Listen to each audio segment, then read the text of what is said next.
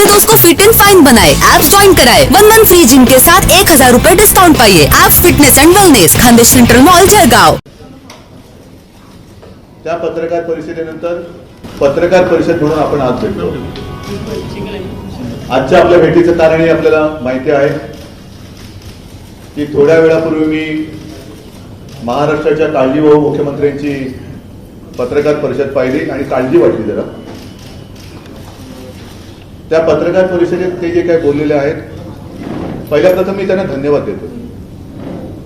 धन्यवाद एवढ्यासाठी की त्यांनी गेल्या 5 वर्षात महाराष्ट्रामध्ये जी काही अचाट कामं केलेली आहेत त्याचा एक आढावा घेतला आणि म्हणूनच मी धन्यवाद देतोय। कारण ते बोलताना असं म्हणाले की आमच्यासोबत होते की नाही माहिती नाही, पण त्यांच्यासोबत जर का राहिलो नसतं तर त्यांनी जी सांगितलेली अचाट कामं आहेत ते करू शकले असते का, या प्रश्नाचं उत्तर स्वतःला त्यांनी विचारलं तर बरोबर आहे। म्हणजेच याचा अर्थ की गेल्या 5 वर्षात आम्ही कुठेही महाराष्ट्राच्या विकास कामाच्या आड राजकारण येऊ दिलं नाही। जो शब्द शिवसेनेने 5 वर्षाचा दिला होता तो 5 वर्षाचा शब्द आम्ही पूर्णपणे पाळला। कारण आम्ही शब्द देताना विचार करून शब्द देतो। मला शिवसेना प्रमुखांनी जे शिकवलेलं आहे की शब्द देण्यापूर्वी एकदा नाही 10 वेळा नाही लाख वेळा विचार कर, त्याहीपेक्षा जास्त वेळा करायचं असेल तर जरूर कर, पण एकदा शब्द दिला म्हणजे दिला, परत मागे घ्यायचा नाही। आणि म्हणूनच मी 5 वर्षात जे काही जनतेच्या हिताचे प्रश्न होते ते ठामपणाने मांडले। ते मांडत असताना अनेकांना असं वाटलं की सत्तेत पण आहेत आणि विरोधी पक्षात पण आहेत, पण कोणत्याही टीकेची पर्वा न करता मी जनतेची बाजू मांडत राहिलो आणि सरकारमध्ये सामील असून सुद्धा न्याय मी मिळवून देत आलो। म्हणूनच महाराष्ट्राच्या जनतेचा शिवसेनेवरती जो विश्वास आहे तो शब्दामुळेच आहे। आणि मला एका गोष्टीचं दुःख झालं की शिवसेना आणि ठाकरे कुटुंबीय, शिवसेना प्रमुखांचा परिवार, या परिवारावरती म्हणजे माझ्यावरती, शिवसेना प्रमुखांच्या मुलावरती पहिल्या प्रथम कोणीतरी खोटारडेपणाचा आरोप केलेला आहे। अर्थात कोणी काही म्हटलं तरी महाराष्ट्राची जनता नक्की जाणते की शिवसेना प्रमुख काय होते, त्यांचा मुलगा काय आहे, त्यांचा परिवार काय आहे। दुर्दैवाने मला हा शब्द वापरावा लागतोय की देवेंद्र फडणवीसांनी अमित शहांचा संदर्भ घेऊन माझ्यावरती खोटेपणाचा आरोप केलाय। मी देवेंद्रजींना सांगू इच्छितो की अमित शहा आणि कंपनीने किती आमच्यावरती खोटेपणाचा आरोप केला तरी जनता पुरेपूर ओळखून आहे की खोटं खोट बोलतो आणि सत्य खोट बोलतो। आणि ही पत्रकार परिषद पाहत असताना एक मी मुद्दे आणलेले, अनेक प्रलंबित प्रकल्प मार्गी लावले वगैरे वगैरे वगैरे, तर ठीक आहे। पहिल्या प्रथम आमच्यात काय ठरलं होतं त्याला आपणही साक्षीदार आहात। लोकसभा निवडणुकीच्या वेळेला मी दिल्लीला गेलेलो नव्हतो। अमित शहा आणि देवेंद्र फडणवीस माझ्याकडे आले। तत्पूर्वी युतीच्या संदर्भात आमची जी काही चर्चा चालली होती हेही खरं आहे की ती चर्चा त्याही वेळेला मधल्या काळात थांबलेली होती। याचं कारण मी होतो। चर्चा सुरू असताना जेव्हा माझ्यासमोर प्रस्ताव आला की उपमुख्यमंत्री पद तुम्हाला मिळेल, म्हटलं उपमुख्यमंत्री पदासाठी युती करण्या एवढं मी काही लाचार नाही। मी शिवसेना प्रमुखांना वचन दिलेलं आहे आणि ते वचन हेच आहे की मी एक ना एक दिवस महाराष्ट्राच्या मुख्यमंत्री पदावरती शिवसेनेचा माणूस मुख्यमंत्री म्हणून बसलेलं दाखवेन, हे माझं वचन शिवसेना प्रमुखांना दिलेलं आहे आणि ते मी पाळणार म्हणजे पाळणारच। त्याच्यासाठी मला अमित शहा, देवेंद्र फडणवीस यांच्या मदतीची किंवा यांच्या आशीर्वादाची गरज नाही, अजिबात नाही। आणि तेव्हा मी उठून निघून आलो। मग दुसऱ्या दिवशी फोन आले, काय करायचं, म्हटलं माझं वचन शिवसेना प्रमुखांना आहे, त्याच्यावर मी ठाम आहे, ते जर तुम्हाला मान्य असेल तर तुम्ही घ्या। अमित भाईंचा फोन आला आणि त्याने मला सांगितलं, उद्धवजी क्या चाहते आप? मी त्यांना सांगितलं की मी माझ्या वडिलांना वचन दिलेलं आहे। मग म्हणाले ठीक आहे, ज्याच्या जागा जास्त त्याचा मुख्यमंत्री। म्हटलं नाही, ह्याच सूत्राने आपण गेले 25 वर्ष एकमेकाला खड्ड्यात टाकत आलो, पाडापाडी होते आणि मग तुला नाही मला नाही बोलताच कोणतरी डोक्यावर बसतो। फिर क्या चाहते? म्हटलं मला समसमान पाहिजे जागा वाटप आणि सत्तेचा वाटा, मुख्यमंत्री पद सुद्धा 2.5 वर्षाचं पाहिजे। मग तेव्हा ते मला म्हणाले, अच्छा ठीक है, जब आपका सेम रहेगा तो आप हमें कंसिडर करो, हमारा रहेगा तो हम आपको करेंगे। म्हटलं बिलकुल बरोबर आहे। एकदा जर का चांगुलपणाने सरकार स्थापन केलं तर एवढा एक सुसंवाद हा असायला पाहिजे आणि माझी मान्यता आहे। मग त्याच्यानंतर ते आले, मातोश्रीवरती आले शिवसेना प्रमुखांची जी खोली आहे त्या खोलीमध्ये ते आणि मी बसलो होतो. त्यावेळेला मला ते म्हणाले की उद्धव जी, मैंने तय किया है, मेरे समय में ये जो हमारा रिश्ता था वो बिगड़ गया, अब मेरे ही कार्यकाल में इसे मैं ठीक करना चाहता हूँ. म्हटलं अमित भाई, तुम्ही एवढं म्हटलं मला पुरेसं आहे, पण हे जे काही आपलं ठरलेलं आहे ते कृपा करून आपल्या लोकांना सांगा. मग देवेंद्रजींना ते सांगण्यात आलं. फक्त देवेंद्रजी म्हणाले की उद्धवजी एक काम करूया, आता जर का आम्ही मुख्यमंत्री पदाचा वाटप झाल्याचं बोललो तर मला माझ्या पक्षामध्ये अडचण होईल, तर तुम्ही माझ्या सोपं मी शब्दामध्ये बरोबर मांडतो. ते आता कळलं शब्दाचे खेळ कसे करू शकतो हे आता मला कळलं. आणि मग त्यांनी त्याचं रूपांतर जे काही तुमच्यासमोर जे आलेलं आहे की पद आणि जबाबदारी, बरोबर ना, पद आणि जबाबदारी याच्यात समसमान वाटप. माझं मराठी कच्चं आहे असं मी म्हणणार नाही, अजिबात म्हणणार नाही, पण पद म्हटल्यानंतर मुख्यमंत्री हे पद आहे की नाही आणि मुख्यमंत्री पद ही जबाबदारी आहे की नाही, आणि त्याचं समसमान वाटप हे ठरलेलं होतं, ते नक्कीच होतं.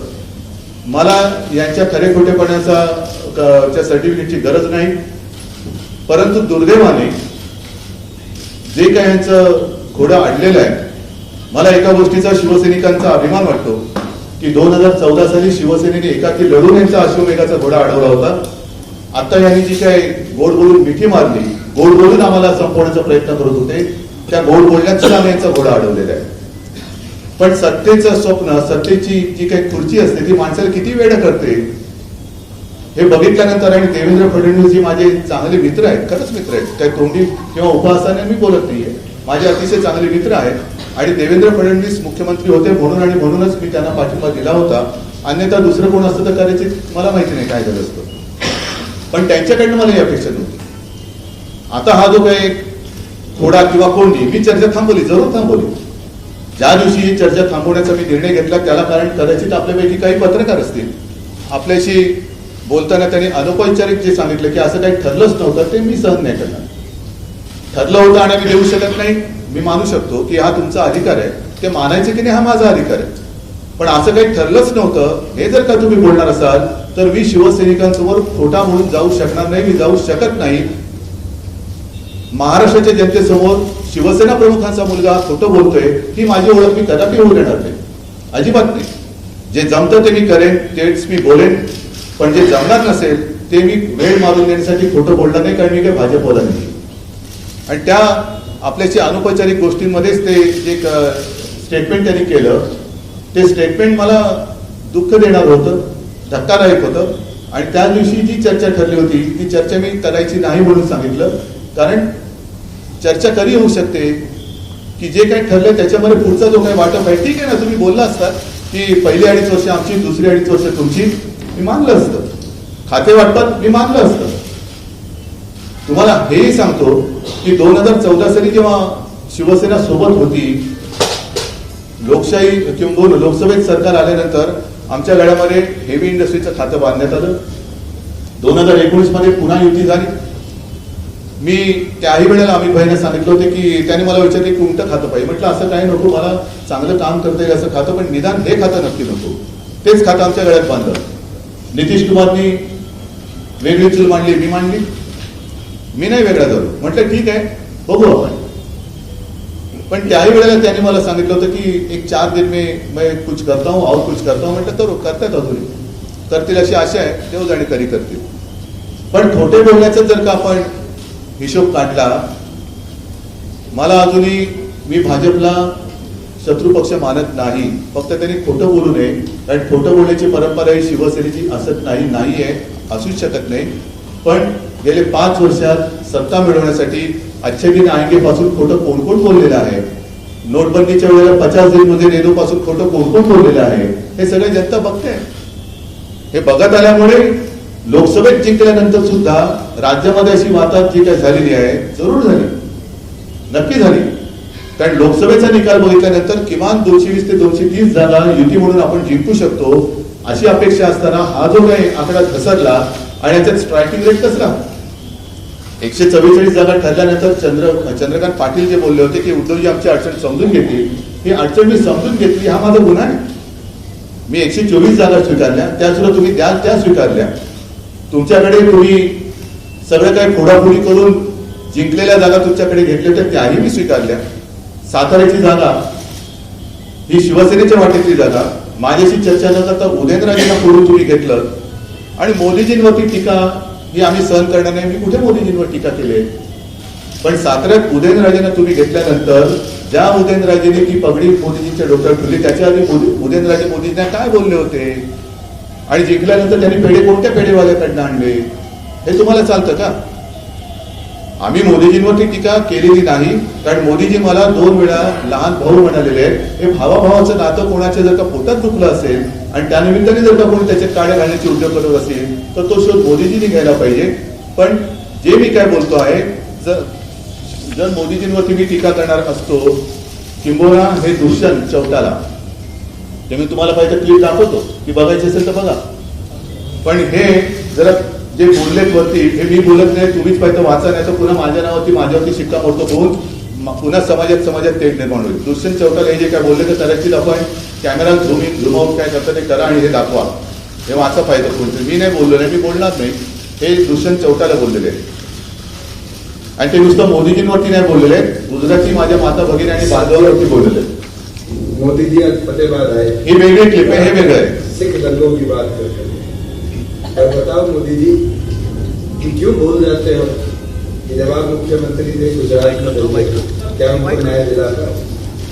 आप प्रधानमंत्री थे हरियाणा के अंदर, आज दिन ही हुई, एक बार भी उनकी तरफ आपने देखने का काम किया? पंचकुला के अंदर जिस तरीके से निहत्था डेरा भक्तों के ऊपर आपकी सरकार ने गोलियां चलवाने का काम किया, आप क्यों चुप बैठे? बताओ मोदी जी, जो मूर्छल के अंदर हमारे प्रदेश पर एक कलंक लगाने का प्रयास आप लोगों ने किया, क्या एक बार भी आपने आकर उस चीज को समझने का काम किया कि केवल मात्र हरियाणा को बदनाम करने के लिए ऐसे काम किए जा रहे हैं? ठीक आहे, दुसरी जावा, दुसरी मोठे क्लिप आहे. ते कुलदीप सिंग बिश्नोईला कसं गंडवलं ते दाखवा. एक बड़ी खबर से आपको रूबरू कराते हैं. दरअसल हरियाणा में बीजेपी और हरियाणा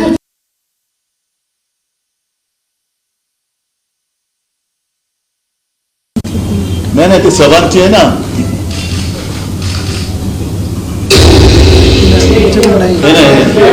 आज इनके पास दो ताकतें हैं. एक ताकत है मनी पावर, पैसे की ताकत. साथियों, ये तो सरकारी रिकॉर्ड बताता है कि 2017 के इनकम टैक्स के अंदर भारतीय जनता पार्टी में लिखित में माना है कि हमने 1000 करोड़ रुपया चंदे के तौर पर वसूल किया. साथियों, 1000 करोड़ रुपया तो हम सब मिलकर अपनी जमीनें बेचकर भी करें तो भी शायद पूरा नहीं कर सकते. तो इनकी पैसे की ताकत के आगे तो आप नहीं लड़ पाओगे. और दूसरी ताकत है इनकी मीडिया की ताकत. साथियों, 6 प्रदेशों में बाढ़ आई, ठीक है, लोग बेघर हो गए. नाही ठीक आहे. एक दुसरी क्लिप माझ्याकडे आहे.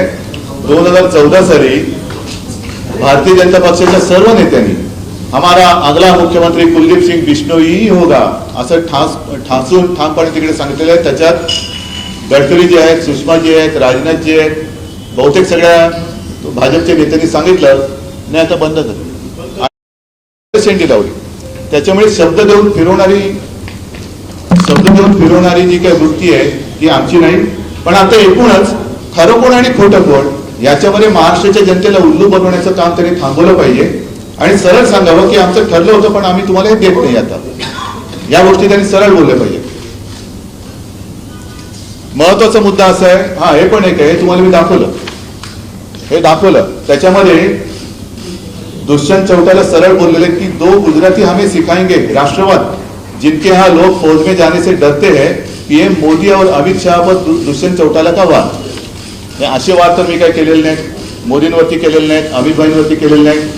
उलट मला एका गोष्टीचं बरं वाटत होतं की 2 हिंदुत्व मानणाऱ्या शक्ती त्या पुन्हा एकदा लोकसभेच्या निमित्ताने एकत्र आल्या होत्या. ह्याचा मला एक खरंच मनापासून आनंद वाटत होता.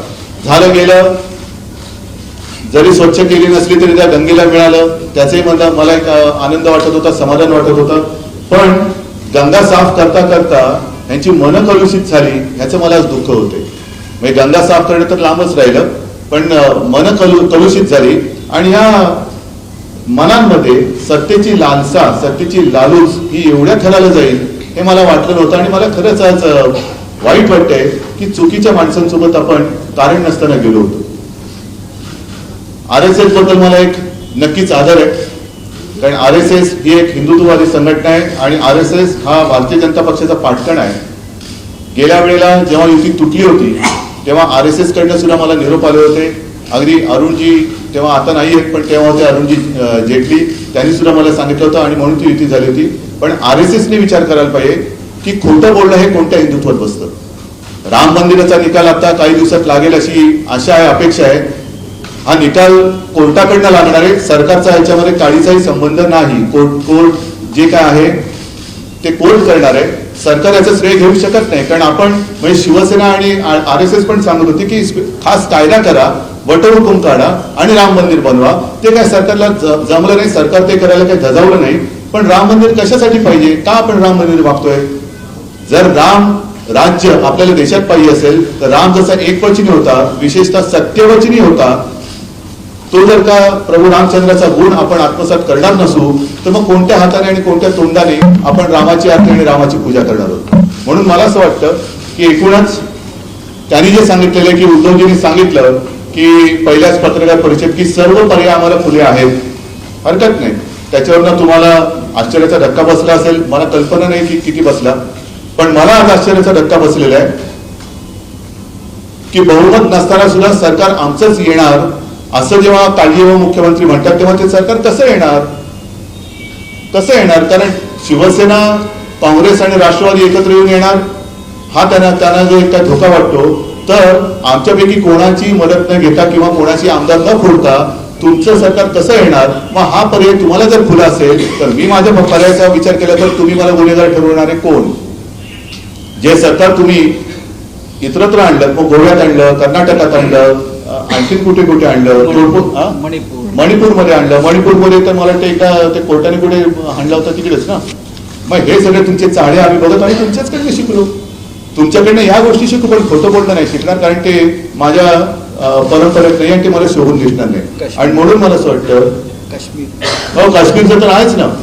म्हणजे आम्हाला जे म्हणतात अजूनही मी कुठेही बरं. हा महत्वाचा मुद्दा असा की त्यांच्याशी मला बोलायला वेळ नाही. वेळ होता पण मी बोललो नाही, कारण मला खोटं ठरवणाऱ्या माणसाशी मी बोलणार नाही.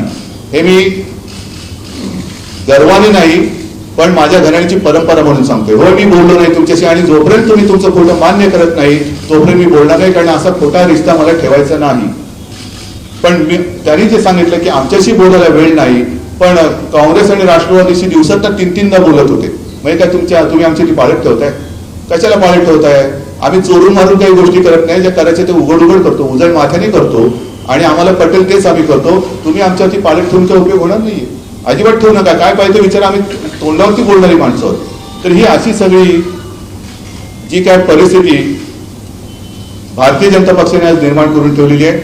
मला खरंच एका गोष्टीचं मनापासून वाईट वाटतं की 2 वेळा मला सभेमध्ये नरेंद्रभाई मोदींनी मला छोटा भाऊ म्हणून म्हटल्यानंतर ते आमचं भावाभावाचं नातं जर का यांना पोटात गोळा आणणारं ठरलं असेल तर दुर्दैव त्यांचं आहे, माझं नाहीये. आणि म्हणून मी सांगतो की एक तर त्यांनी लवकरात लवकर सत्ता स्थापनेचा दावा करावा, नाही तर मग सगळ्यांना सगळे पर्याय हे खुले आहेत. महाराष्ट्राच्या जनतेला आम्ही काय वारंवार सोडू शकत नाही.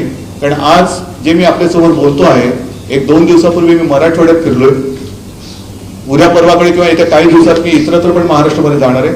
संपूर्ण महाराष्ट्रामध्ये आज ओला दुष्काळ जणू काही तशीच परिस्थिती, कारण ओला दुष्काळ हा शब्द तुमच्या शब्दकोशात नाही असं म्हणतात. शेतकरी पूर्ण उद्ध्वस्त झालेला आहे. शेतकऱ्याच्या शेताची तळी झालेली आहेत. म्हणजे मागेल त्याला शेत तळं ही जी काही योजना होती त्या शेतातच तळ झालेलं आहे. पाणी झिरपत नाही. 15-20 दिवसामध्ये रब्बीचा मोसम सुरू होतोय, पंचनामे सुरू आहे. पण हे सुरू असताना मला खरंच वाईट एका गोष्टीचं वाटलं की अजूनही कर्जमाफी ही शेतकऱ्यांपर्यंत पोहोचलेली नाही. पीक विमा योजना पोहोचलेली नाही. दुष्काळाच्या अनुदानाचे पैसे पोहोचलेले नाहीत. प्रधानमंत्री जी काही योजना होती त्यातले 6,000 रुपये दर वर्षाचे ते पूर्ण पोहोचलेले नाहीयेत. हे अशी सगळी हालत बघितल्यानंतर आता तुम्ही हा जो काही नवीन वाद निर्माण करताय की खोटं कोण, तुम्ही का आम्ही, तर मला असं वाटतं तुमच्या सर्टिफिकेटची गरज नाही. मी पुन्हा एकदा सांगतो, जेवढा विश्वास या माझ्या महाराष्ट्राच्या माता भगिनींचा आणि बांधवांचा शिवसेना प्रमुखांच्या परिवारावरती आहे, तेवढाच अविश्वास अमित शहा आणि कंपनीवरती आहे. हे देवेंद्रजींनी लक्षात ठेवावं आणि कृपा करून झालेल्या चुका सुधरा, आणखीन पुढे चुका करू नका, एवढीच माझी त्यांना काळजीयुक्त विनंती आहे.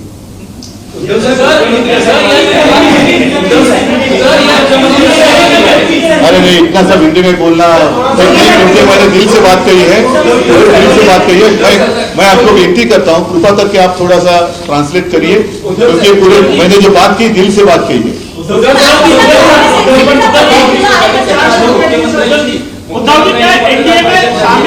अरे थांब ना, पुढे कशाला जाऊ, तो पहिले ह्या प्रश्नाचं उत्तर त्यांच्याकडनं मिळू दे ना.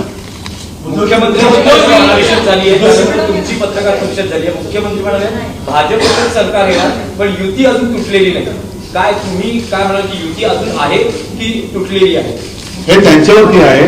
मी बोललो त्या विषयावरती मी आजही ठाम आहे. जे शिवसेना प्रमुखांच्या खोलीमध्ये अमित शहा मी यांच्यात ठरलेलं आहे आणि अमित शहा जसं माझ्यासोबत नेते मंडळी आहेत, मी काय म्हणून युती केली, जो काही विषय होता नाणारचा विषय, आता त्या नाणारबद्दल सुद्धा मध्ये मुख्यमंत्री म्हणाले की नाणार आम्ही परत आणणार. म्हणजे तुम्हीच किती खोटं बोलताय. नाणार रद्द केल्या उद्या ते असे म्हणू शकतील की आम्ही 370 कलम परत लावू. तुमचा विश्वास कोणी ठेवायचा? जर खालवलेला नाणारचा प्रकल्प मुख्यमंत्री म्हणत असतील कोणाची मागणी असेल तर आम्ही परत आणू, तर उद्या ते असे म्हणतील की 370 कलमची तिकडे मागणी आहे तर आम्ही परत लावतो 370 कलम. तुमच्या अरे जरा थांबा ना, मला उत्तर देऊ ना. तर म्हणून तुमच्या शब्दावरती आता कोणाचा भरोसा नाही. युती ठेवायची असेल तर पहिल्यांदी जसं शपथ घेतात ना ईश्वर साक्ष, मी खरं बोलेल खोटं बोलणार नाही याची त्यांनी पहिली शपथ घ्यावी. आणि राम मंदिर जर बांधायचं श्रेय ते घेणार असतील, ते घेऊ शकत नाही कारण निकाल कोर्ट देणार आहे, सरकार नाही देणार. राम मंदिराचं श्रेय हे सरकारचं असू शकत नाही, शकणार नाही. हा निकाल जर का आपल्या बाजूने आला तर त्याचं एक तो न्याय म्हणून तो स्वीकारला गेला पाहिजे. आणि ते जर श्रेय असेल तर कोर्टाच्या एका सतत विवेकबुद्धी किंवा जो काही न्याय देण्याची प्रक्रिया असते त्याला आहे. कोणतेही सरकार राम मंदिराच्या निकालाचं श्रेय घेऊ शकणार नाही.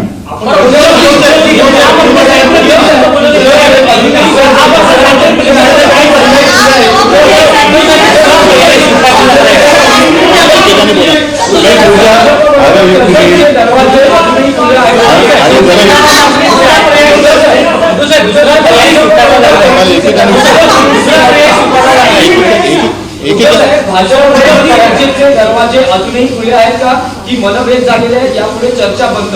मी पुन्हा एकदा सांगतो की चर्चेला माझे दरवाजे कधी मी बंद केले नाहीत. मी बंद केले का केले तर जेव्हा माझ्यावरती त्यांनी खोटेपणाचा आरोप केला तो मी सहन करू शकत नाही. आयुष्यात कधी मी खोटं बोललेलं नाही आणि शिवसेना प्रमुखांचा पुत्र कधी खोटं बोलणार नाही हा विश्वास महाराष्ट्रातल्या तमाम जनतेला आहे.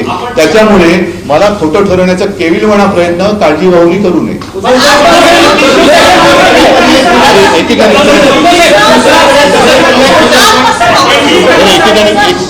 एक काम करूया, ऐका एक काम करूया, एक मिनिट, एक कृपा करून तुम्ही तुमची ही उजवी बाजू जरा शांत करा. पहिले मला डावी बाजू बघू दे.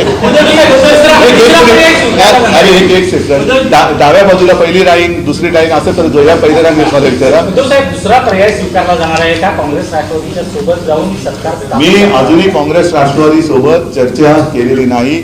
मुख्यमंत्र्यांची तशी इच्छा असेल तर मला त्यांनी ओळख करून द्यावी. कारण अहमद पटेलची ओळख गडकरींची माझी नाही, प्रफुल्ल पटेल यांची ओळख अमित भाईंची आहे माझी नाही. माझी आहे पण चर्चा त्यांची चालू आहे. तुम्हाला चालणार आहे गडकरी भाजपचं दूध म्हणून तुम्हाला चालतील? नाही, मला दुधाची गरजच नाहीये. दूध काढून पाणी का पाणी करावं एवढंच माझं म्हणणं आहे. जेवढे घाव केले तेवढे मित्रपक्ष शिवसेना आमच्यावरती केले असं मुख्यमंत्री मगाशी तरी 2 दिवसात केलेच मी घाव नाही. पण मग एवढे घाव करून तुम्ही माझ्याकडे धाव का घेत होता?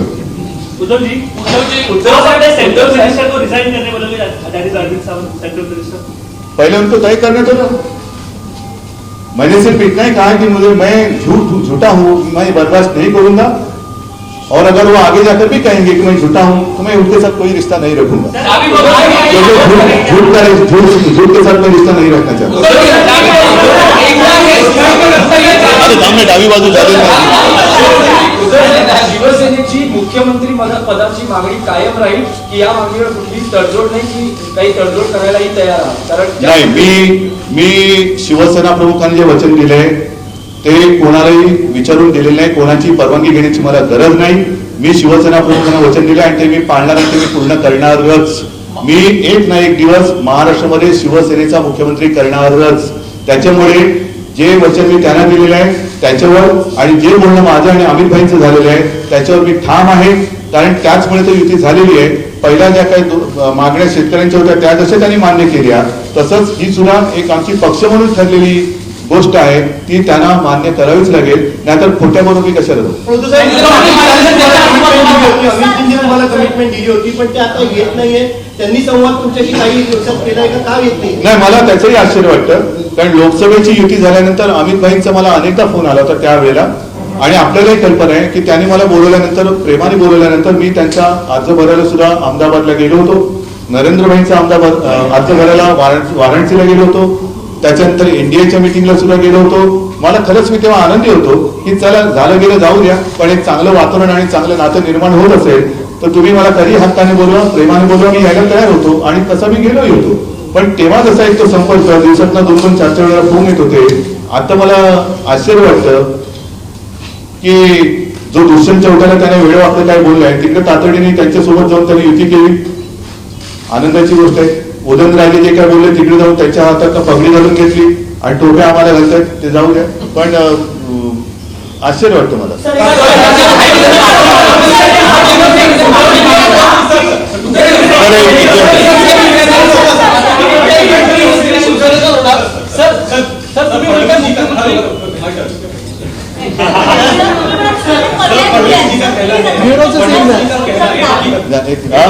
फडणवीस जी का कहना है कि बीजेपी ने आप पे या बाला साहेब पे कभी भी क्रिटिसिज्म नहीं किया. तो मैंने भी कभी अटल जी आडवाणी जी पर क्रिटिसिज्म नहीं किया है. और आज के दिनों में भी अभी आप मुझे बताइए कि पिछले कितने दिनों में मैंने नरेंद्र भाई को कुछ कहा है? नहीं कहा है.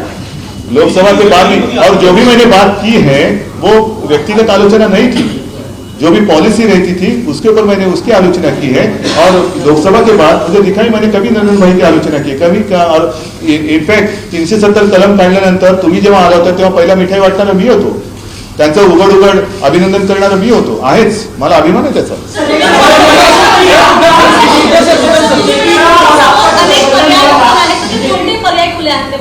पहिला आता जसं देवेंद्रजींनी सांगितलं की सरकार त्यांचेच येणार तर त्यांचे पर्याय ओपन होऊ द्या, मग मी माझे पर्याय इथे जातो.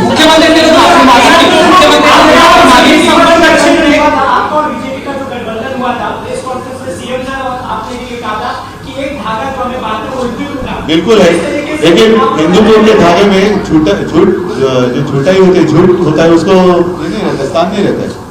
हिंदुत्व म्हणजे सच्चाई आणि त्या सच्चाईची जर का किंमत नसेल तर ते हिंदुत्वच होऊ शकत नाही. हे खोटं हिंदुत्व आहे. मग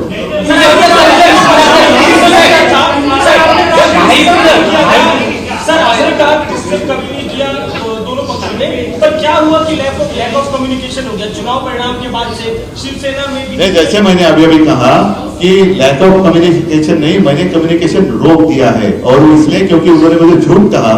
ये इल्जाम मैं नहीं बर्दाश्त करूंगा. और पूरी दुनिया जानती है शिवसेना प्रमुख या उनका बेटा कभी झूठ नहीं बोल सकता और किसी की सर्टिफिकेट की हमें जरूरत नहीं है. महाराष्ट्रामध्ये इतकी भयंकर स्थिती असताना शेतकऱ्यांची ज्याचा आपण उल्लेख केला होता थोड्या वेळापूर्वी, आता अंतिम चित्र स्पष्ट होईल का? कारण दोन्ही पक्षामध्ये कडवट वातावरण तयार झालं. महाराष्ट्रामध्ये भीषण परिस्थिती असताना आता आपण जिथे बसलो तिथेच दुपारी मी माझ्या जिल्हा प्रमुखांची बैठक घेतलेली आहे आणि महाराष्ट्रातल्या खास करून हा जो बाधित परिसर आहे तिथे प्रत्येक गावात प्रत्येक तालुक्यात मी शिवसेनेच्या वतीने शेतकऱ्यांसाठी मदत केंद्र सुरू करण्याच्या सूचना दिलेल्या आहेत आणि या मदत केंद्रांवरती मी आणि माझ्यासह शिवसेनेचे सर्व नेते हे भेटी देतील आणि ही मदत केंद्र सरकारी जे काही योजना असेल काय असतील त्या त्यांच्यापर्यंत पोहोचल्यात की नाही, पोहोचायचे असतील तर कशा पोहोचायच्या असतील. कारण पीक विमा योजना आहे, अनेकांना माहितीच नाही तिचं नेमकं कसं काय नुकसान भरपाई मिळवायची. कर्जमाफी कागदावरती झालेली आहे. एका ठिकाणी तर मला असं कळलं की दुष्काळी अनुदानाची रक्कमच सरकारकडनं अजून कलेक्टरकडे आलेली नाही. त्याच्यामुळे हे कधी झालेलं विधानसभा निवडणुकीच्या आधी. आज तिथली लोक बिचारी त्या कलेक्टरकडे जातात. कलेक्टर म्हणतात साहेब आमच्याकडे पैसे चाललेले तर मी देणार काय. सर आपल्याला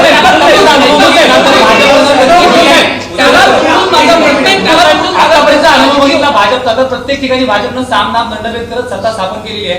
आता देखील ते ऍक्टिंग चीफ मिनिस्टर राहिलेले आहेत. तुम्हाला काय वाटतं पुन्हा एकदा तेच हे समीकरण जर इथं झालं तर प्रयत्न करून तरी बघायला काय हरकत नाही. त्याला जुळून मला राजाचे प्रश्न आहेत. असं आहे, प्रत्येकाने अनुभव घ्यावेत आणि मग मी जे म्हटलं ना की सगळे पर्याय तुम्हाला खुले असतील तर मला कशाला थांबवता.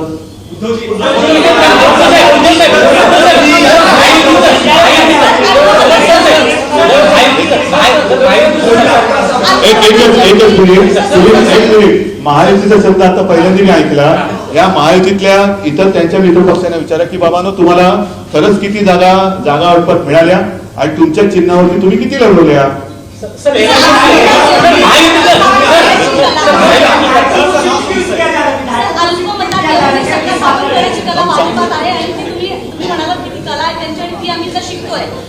पण खोटं बोलण्याची कला नाही मी शिकला.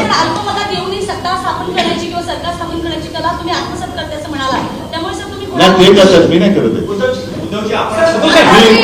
मी कुठेही सरकार स्थापन करण्याचा दावा केलेला नाही. माझं एवढंच म्हणणं आहे, आताही एवढंच म्हणणं आहे की मला जे आपण लोकसभेच्या वेळेला एक सूत्र ठरलं होतं त्या सूत्राच्या खेरीज सुईच्या अग्रावती सुद्धा जाईल एवढं सुद्धा मला काहीही नको. विधायकों का जो सवाल है वो विधायक मेरे पार्टी के, मेरा अधिकार है उनको कहाँ रखने का और नहीं रखने का. तो कोई मुझे कोई सवाल पूछने की आवश्यकता नहीं, मेरा अधिकार है.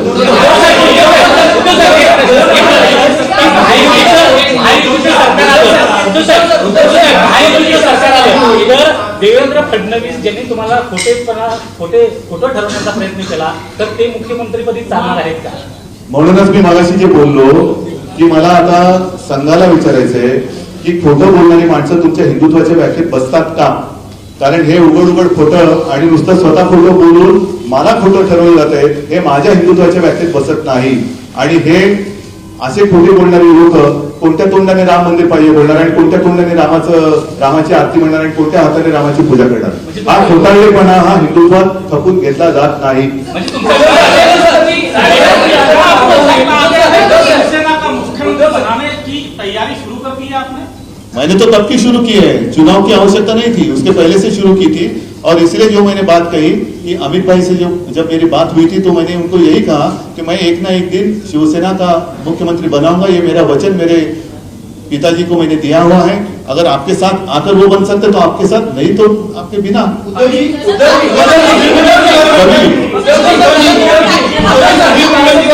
देवेंद्र फडणवीस शिवसैनिकच आहे. माता शिवसैनिक तुम्ही देवेंद्र फडणवीसांना आता मानता का. नाही, एक मिनिट, त्यांनी मोदींवर टीका केली. हा पुढे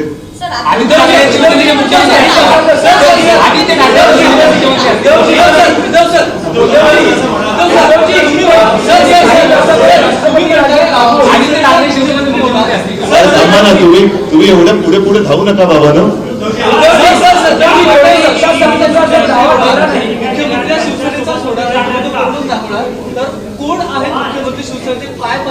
जो शपथ घेईल तो मुख्यमंत्री. एक मिनिट जरा कृपा करून थांबा. एक मिनिट. शिवसेनेचा मुख्यमंत्री कोण होईल, कधी होईल, काय होईल याच्यापेक्षा महाराष्ट्राने ठरवायचं खरी बोलणारी लोक पाहिजे का खोटी बोलणारी लोक पाहिजे. कारण जो आमचा अनुभव आहे शिवसेनेचा अनुभव आहे, शिवसेना प्रमुखांचा आहे. आणि अर्थातच एक पुत्र म्हणून, अर्थात माझा पुत्र म्हणून आदित्य, आता आमचं घराणं, त्याला घराणेशाही म्हणा किंवा घराण्याची परंपरा म्हणा, ही केवळ आता अचानक आलेली लोकांसमोर आलेली चेहरे नाहीये. आमच्या पिढ्या आजोबांच्या आजोबा तिथपासून ही परंपरा चालत आलेली आहे. आमच्या घराण्याने कधी खोटं बोलून काम केलेलं नाही आणि खोटं बोलणं हे आमच्या रक्तात नाही. त्याच्यामुळे महाराष्ट्राच्या जनतेसमोर खोटं आणि खरं हा एक पेच प्रसंग टाकून आपल्या सत्तेची लालसा किंवा लालसा आणि लालच ही पुरी करण्याचा प्रयत्न काळजीवाहू मुख्यमंत्र्यांनी करू नये.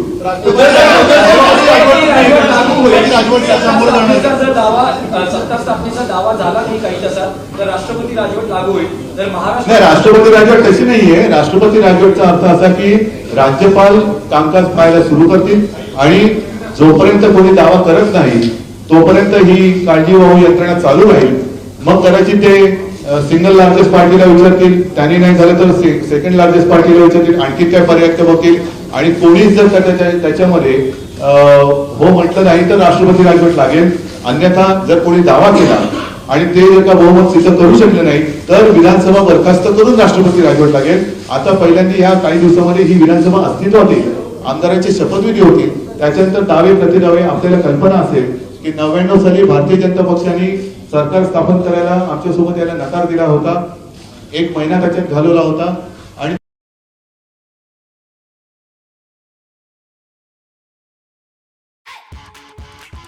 अपने दोस्त को फिट एंड फाइन बनाए, एप्स ज्वाइन कराए, 1 मंथ फ्री जिम के साथ 1000 रुपए डिस्काउंट पाइए. Apps fitness and wellness, Khandesh central mall, Jalgaon. तुमच्या आयुष्यातील सर्वोत्तम क्षणांसाठी उत्तम व्यवस्था.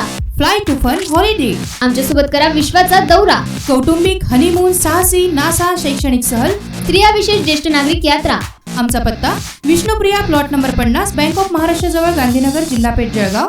संपर्क 8411961557 0257 223 5966.